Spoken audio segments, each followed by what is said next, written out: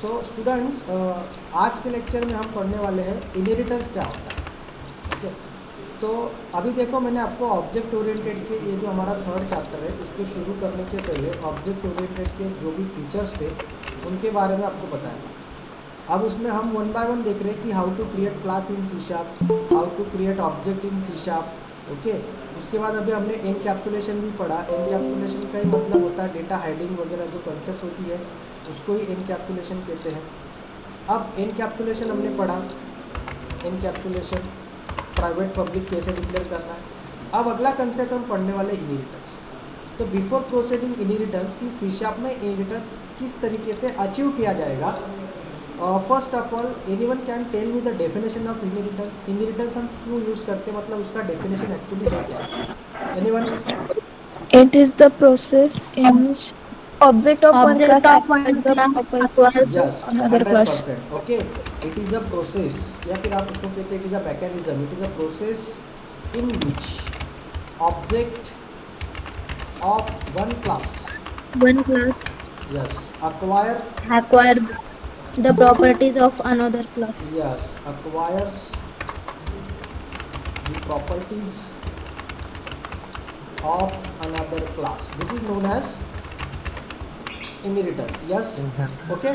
Advantages of inheritance, हम basically inheritance क्यों use करना चाहते हैं, मेन एडवांटेज उसका क्या है। Why the inheritance is use in object oriented programming language. Inheritance use करने के पीछे सबसे मेन एडवांटेज क्या है, anyone? Code reusability. Very good, very good. Code reusability, code reusability के ये मेन एडवांटेज है उसका। ओके, और फिर हम डायनामिक पॉलीमॉर्फिज्म अचीव करने के लिए भी इनहेरिटेंस का मेन यूज होता है। डायनामिक पॉलीमॉर्फिज्म है ना, डायनामिक पॉलीमॉर्फिज्म हम उसको अचीव करने वाले हैं। ओके, सो कोड रीयूजेबिलिटी ये सबसे स्ट्राइकिंग फीचर है इनहेरिटेंस का। मेन फीचर होता है कोड रीयूजेबिलिटी। ओके, मतलब जो कोड पहले से क्रिएट है ना, तो वो कोड हम दोबारा क्यों क्रिएट करें। एग्जांपल बताता हूँ आपको। सपोज मान लीजिए I am having a person class, person class, एक पर्सन नाम का क्लास है मेरे पास, एंड पर्सन नाम के क्लास की दो प्रॉपर्टीज़ है, like name, okay, and age, बराबर। नाउ सेम प्रोग्राम में मुझे स्टूडेंट नाम का क्लास बनाना है, क्लास स्टूडेंट, बराबर। अब मुझे बोलो ये जो स्टूडेंट है ये भी तो आफ्टर ऑल पर्सन ही है कि नहीं, यस और नो, यस और नो? Yes, sir. ओके, तो अगर स्टूडेंट पर्सन है तो नेम एंड एज ये स्टूडेंट को भी होंगे। तो यहाँ पे अगर वो ऑलरेडी डिक्लेयर्ड है, यहाँ पे अगर ऑलरेडी मैंने डिक्लेयर किया है तो यहाँ पे मैं दोबारा उसको क्यों यूज़ करूँ। कर सकते हो आप, बट क्या होगा, इसके लिए सेपरेट मेमोरी एलोकेट होगा, इसके लिए सेपरेट मेमोरी एलोकेट होगा। सो बेटर वे अगर हम इसको इनहेरिट करें तो हम यही डाटा यहाँ पे एक्सेस कर सकते हैं डायरेक्टली विदाउट रीडिक्लेयर इट। उसको रीडिक्लेयर करने के बजाय डायरेक्टली हम उसको यूज़ कर सकते हो, रीयूज़ कर सकते हैं ना, रीयूज़ लाइक दिस। तो इस तरीके से हम ये मेन फीचर जो होता है इनहेरिटेंस को उसको अचीव करते हैं, कोड रीयूजेबिलिटी। मतलब एक बार डिफाइन किया हुआ कोड आप बार बार यूज़ कर सकते हो। So this is a basic features of inheritance. Now types of inheritance हमने पढ़े थे। सी प्लस प्लस में कितने टाइप्स थे और जावा में कौन से टाइप थे, कौन बताएगा। टाइप्स ऑफ इनहेरिटेंस की अगर हम बात करें तो सी प्लस प्लस के अंदर हमने पढ़ा था सबसे पहले सिंगल, फिर multi level, Multiple, okay, then Multiple, multiple पढ़ा, hierarchical, यस, हायरार्चिकल पढ़ा, hybrid, एंड हाइब्रिड पढ़ा, hybrid, बराबर। फिर जावा में यहाँ से दो इनहेरिटेंस को निकाला गया। कौन से दो निकाले गए, मल्टीपल को निकाला multiple, गया एंड हाइब्रिड को निकाला hybrid. गया। Only 3 inheritance are remaining in Java. Okay, so ये तीनों इनहेरिटेंस सी शार्प में वैसे के वैसे यूज होने वाले हैं। तो लाइक गाइस, अभी इनहेरिटेंस का जो प्रोसेस है मैंने आपको समझाया कि एक्चुअली इनहेरिटेंस क्या होता है, इनहेरिटेंस के एडवांटेज क्या है और किस टाइप के इनहेरिटेंस यहाँ पे यूज होने वाले हैं। ओके, नाउ जब हम सी प्लस प्लस में इनहेरिटेंस कर रहे थे, सपोज मेरे पास एक क्लास है, क्लास ए। अब मुझे नया क्लास बनाना है, तो what is the syntax to make a derived class. Derived class बनाने का सिंटैक्स क्या है सी प्लस प्लस के अंदर, एनीवन? Class B, हाँ, class B, yes, uh, colon, colon, public class A A, in. Public का मतलब यहाँ पे मोड Public देते ही। हैं हम, है ना, पब्लिक प्राइवेट प्रोटेक्टेड, तो हाँ, हाँ। Mode, any kind of mode, तीनों ए। में से कोई भी हो सकता है, सो मोड। और मोड के बाद आपको यहाँ पे देना है बेस क्लास नेम ना, बेसिकली उसको हम बेस क्लास नेम कहेंगे। तो यहाँ पे डिराइव्ड क्लास नेम जो आप नया बनाना चाहते हो, फिर मोड कोलन, कोलन के बाद मोड, और फिर आपका यहाँ पे आता है बेस क्लास नेम, है ना। तो C++ में ये जो क्लास होता है इसको हम कहते हैं बेस क्लास, करेक्ट? यस और नो? Yes, sir. हाँ, याद आ रहा है ना, कंसेप्ट क्लियर हो रहा है ना? Yeah. और इस चीज़ को कहते थे हम which class? Derived. Derived class. And derived. तो ये कंसेप्ट था C++ के अंदर। नाउ अगर हम यही जावा की बात करें तो जावा में ये जो क्लास होता है, it is replace the word that is super class, Super class. है ना, सुपर क्लास, ये था हमारा सुपर क्लास। और ये जो नया क्लास बन रहा था उसका सिंटैक्स बताओ भी। तो क्लास डिराइव्ड क्लास नेम बराबर डिराइव्ड क्लास, कोलन आता था यहाँ पे, फास्ट व्हाट इज जावा का पूछ रहा हूँ मैं आपको, किस तरीके से जावा एक्सटेंड्स आता था सर। एक्सटेंड्स आता था, there is a no colon, there is a no visibility mode, extends and directly sub class name, sorry super class name, super class है ना, सुपर क्लास। और यहाँ पे जो हमने बेस डिराइव्ड क्लास लिखा है इसकी जगह पे हमारा नाम आता था सब क्लास। तो वर्ड रिप्लेस हो गए, ये हो गया आपका सब क्लास, और जो क्लास पहले से रेडी था उसको सुपर क्लास, लेकिन C++ में उसको बेस एंड डिराइव्ड क्लास कहते थे। वर्डिंग चेंज हुआ, सिर्फ वर्डिंग चेंज हुआ, थोड़ा सा सिंटैक्स चेंज हुआ, बट प्रोसेस वही रहा। सो ये प्रोसेस जावा में फॉलो होता था।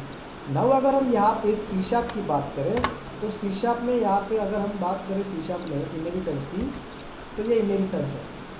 अब इसमें भी base class and derived class ये सिंटैक्स फॉलो होता है, मतलब यहाँ पे आप सब क्लास सुपर क्लास वर्ड नहीं भी यूज़ किए तो भी चलेगा, क्योंकि ये C#.NET है। So basically it is a depend on Java and C++। So C++ का जो सिंटैक्स था वही सिंटैक्स लगभग यहाँ पे फॉलो होगा, थोड़ा सा चेंज है। क्या चेंज है? यहाँ पे आपको लिखना है क्लास आपका बेस क्लास, ओके, जो ऑलरेडी आप पहले बनाने वाले हो। C++ में यहाँ पे हम सेमीकोलन देते थे क्लास के अंदर, यहाँ पे सेमीकोलन है नहीं।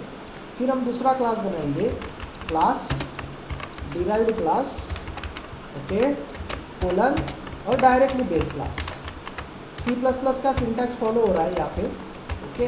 सिंपल, सिर्फ आपको यहाँ पे मोड जो हम देते थे पब्लिक प्राइवेट प्रोटेक्टेड, वो देने की ज़रूरत है नहीं।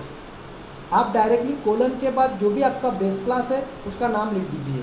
तो अगर ये क्लास ये है, अगर ये क्लास ए है और मैं बी क्लास बनाना चाहता हूँ तो क्लास बी कोलन ए, ये हो गया वहाँ पे इनहेरिटेंस का process complete. And this is called as बोलो base class, and this is called Base as class. Derived class. तो जो C++ का सिंटैक्स है लगभग वही सिंटैक्स यहाँ पे हम फॉलो करने वाले हैं। सिंपल डिफरेंस इतना है कि यहाँ पे जो मोड कीवर्ड हम यूज़ करते थे वो कीवर्ड यहाँ पे हम यूज़ करने वाले हैं नहीं। Now let us take a simple example of inheritance. किस तरीके से हम सिंपल एग्जांपल उसको करेंगे, तो तीन टाइप के इनहेरिटेंस है, ओके। तो तीनों टाइप्स का जो इनहेरिटेंस है उसका एग्जांपल मैं आपको एक सिंपल एग्जांपल यहाँ पे बताता हूँ, किस तरीके से हम इनहेरिटेंस को अचीव करेंगे।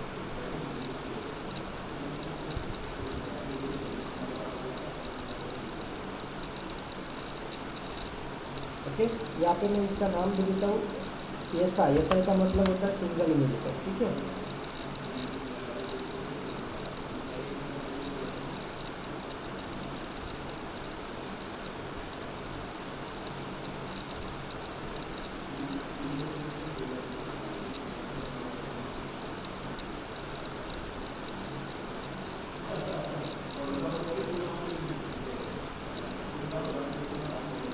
वेट फॉर सेकंड, जरा थोड़ा सा टाइम लेता है।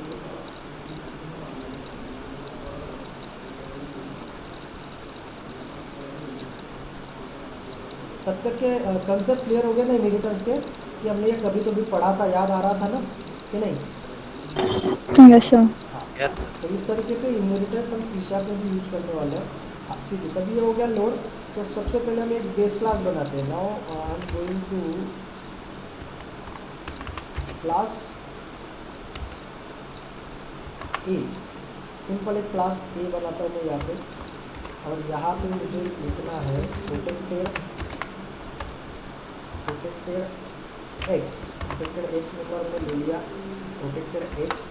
और इसके अंदर मुझे एक लिखना है पब्लिक वाइड, हाँ ये प्रोटेक्टेड इंटीजर एक्स लिखो जाते,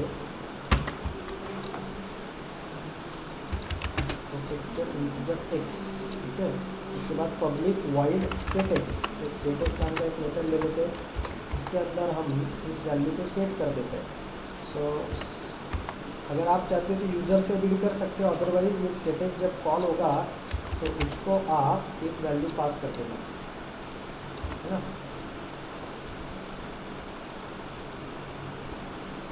यहाँ पे मैं लिखता हूँ सब कुछ, चलो सेट एक्स, और यहाँ पे x is equal to p, ये हो गया आपका सेट एक्स मेथड, और ये हो गया आपका क्लास कंप्लीट, ठीक है।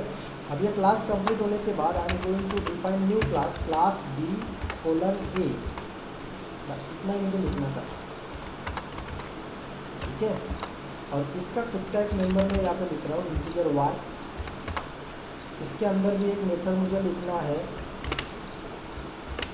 पब्लिक वाइड सेट वाई, और यहाँ पे एक्स की जगह वाई। नाउ इस क्लास के अंदर एक सेपरेट मेथड मुझे ऐड करना है पब्लिक वाइड डिस्प्ले के अंदर हम क्या करेंगे, जो हमारा बेस क्लास है उसका जो मेंबर है एक्स वो, और उसका खुद का मेंबर वाई, दोनों की वैल्यू हम यहाँ पे प्रिंट करेंगे। So console dot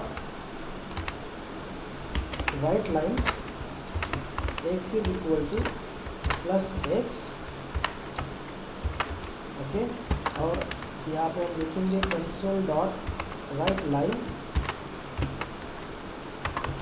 Y is equal to plus y, ठीक है। ये हो गया यहाँ पे डिस्प्ले कंप्लीट, और ये हो गया क्लास कंप्लीट। नाउ चलो दो क्लास हमने यहाँ पे बना दिए ए एंड बी। नाउ यहाँ पे हम ऑब्जेक्ट किस क्लास का बनाते हैं generally, first the derived class का ऑब्जेक्ट बनाते हैं ना। So B obj is equal to new B, ये हो गया आपके डिराइव्ड क्लास का ऑब्जेक्ट। नाउ सेटएक्स मेथड जो है वो आपके बेस क्लास का मेथड है। So using derived class object हम उसको कॉल कर सकते हैं। So B dot set X sorry obj नाम है ऑब्जेक्ट का, ओबीजे डॉट सेटएक्स, और हम एक्स की वैल्यू सेट करना चाहते हैं 10।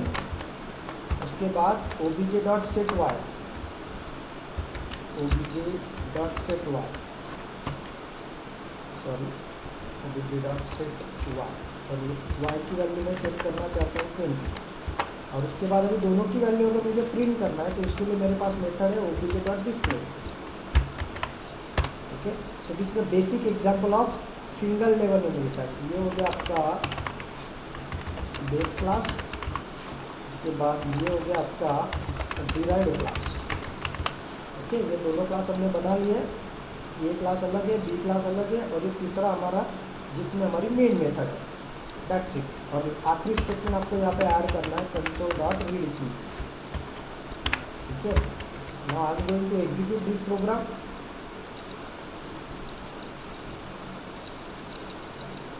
ठीक है। See this x is equal to 10, y is equal to 20। तो ये हो गया आपका single level inheritance. Any confusion in single level inheritance? No sir. तो ये वीडियो, ये चैप्टर के अंदर अभी तक के जो हमने पढ़ा, इसमें इनहेरिटेंस क्या होता है, ये इनहेरिटेंस की प्रॉपर्टीज, इनहेरिटेंस के advantages and single level inheritance हमने यहाँ तक के कवर किया।